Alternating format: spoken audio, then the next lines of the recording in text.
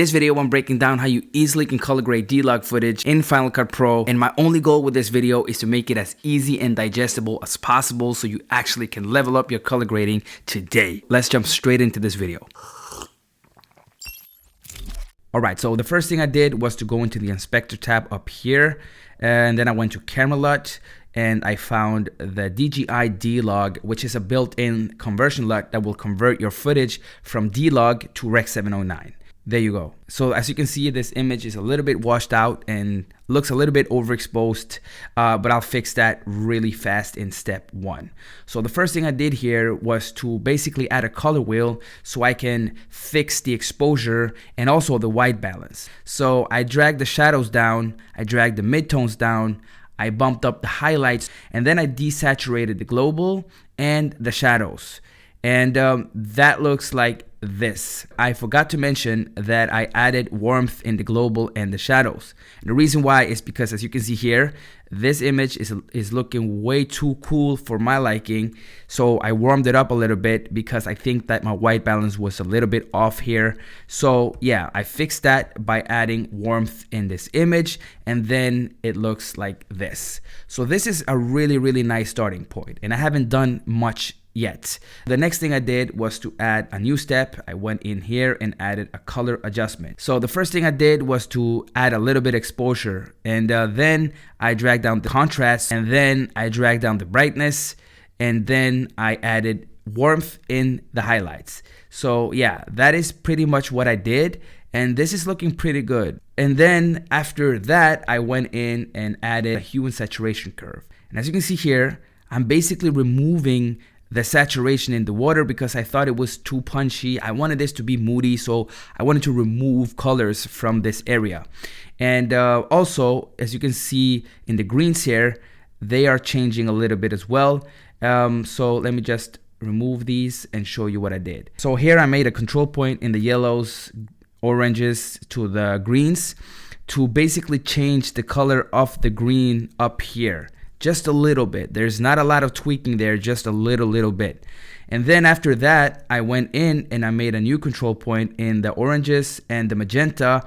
And the reason why I did this is to drag color out of this area right here. That is way too much, of course, but a little bit there, as you can see, before and after, makes this look more moody.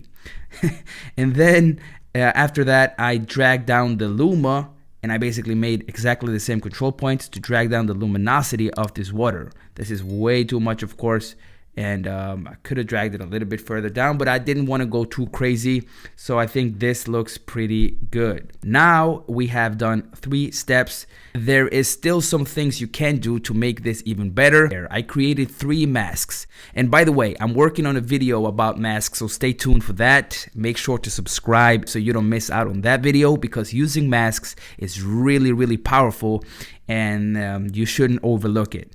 So the next step here was to add a mask, and in this case I added a shape mask, and I went in here, I added the mask, and boom.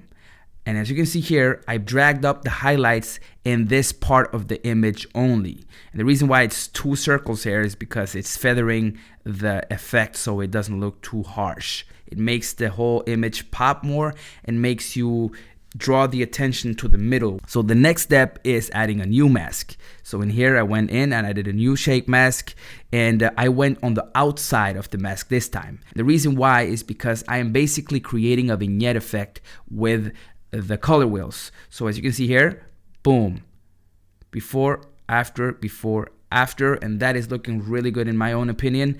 The only thing that I did here basically was to drag down the shadows and the midtones a little bit, and that's it. Next and last step is really important for me, at least, and yeah, like I said, I'm making a video about this. So look at this, boom. And now that you see it before and after, you might think, oh, that's too much. But if I didn't tell you, then it wouldn't have been too much. Then it would make sense. So boom, that's looking beautiful. I love it. And yeah, I think that I could have left this out of it, because I could have brought back the information that you can barely see in here. Because that's the good part about shooting D-Log, by the way, that you get that dynamic range. But I think that sometimes it looks good when things are blown out. And in this case, the look I was going for was more warm and sunset vibes. So boom, I created a sun ray like that. That is it for this video, guys. Thank you so much for watching. I really hope you got something out of it. If you have any questions, leave them in the comments below and I'll get back to you as soon as possible. And like I always say, have a beautiful day. Peace.